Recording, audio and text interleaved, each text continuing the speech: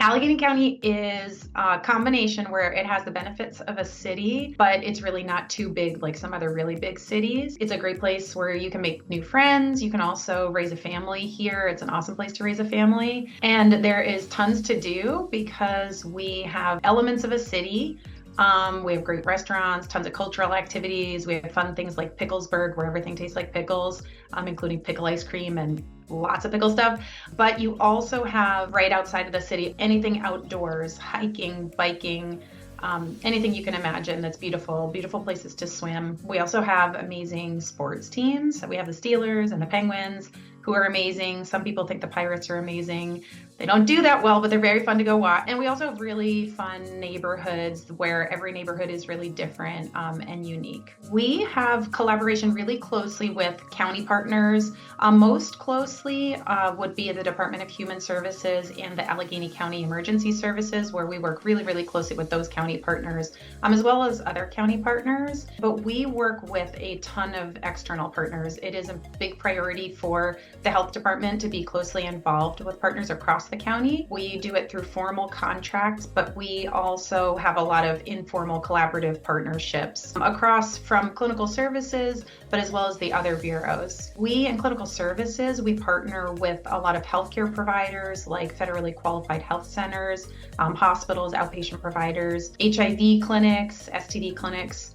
We also work with schools, universities, a ton of community-based organizations. We, within the county, I think a good example of a recent partnership that is really exciting is working together on the opioid settlement fund and planning how to spend those funds. So we've partnered with the Department for Human Services, the Allegheny County Jail. We work with the statisticians, and this is a really good opportunity to make sure that that money is being spent appropriately. We also, in the health department, broadly speaking, we have a brand new 5-year strategic plan that we implemented this fall. And one of the focuses is on creating a reinvigorated workforce.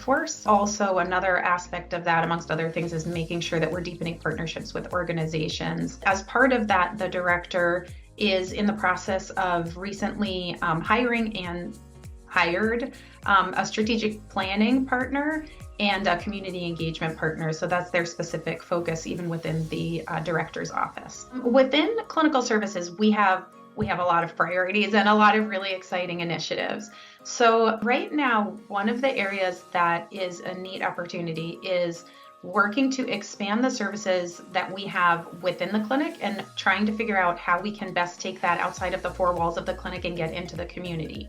So we have a home testing program for sexually transmitted infections that we've been growing.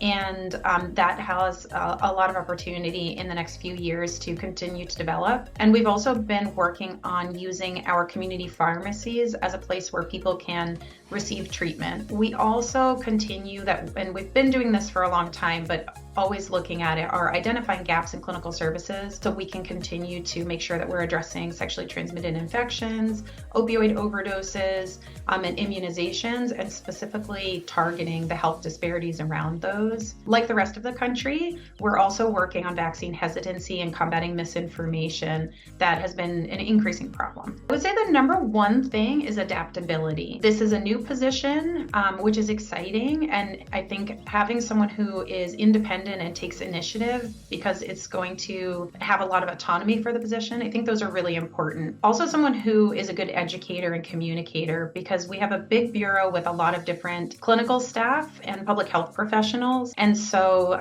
the physician has a big role in being able to educate regarding clinical services and public health needs, as well as being an expert for the community. And lastly, I would say there are always challenges in public health, and so that is not unique to right now, but being optimistic and practical about how we can move forward despite the challenges that we're facing. So it's a really exciting time now, because for this position, we have a bunch of new programs. So I think this is a chance to provide both direct patient care, but also administrative leadership, and also to direct the brand new medication for opioid use disorder program. So you get the chance to determine the direction and create it from the ground up. We also have added so many new services in our clinics in the past year, and it's a chance to refine those, improve those, and then build upon them.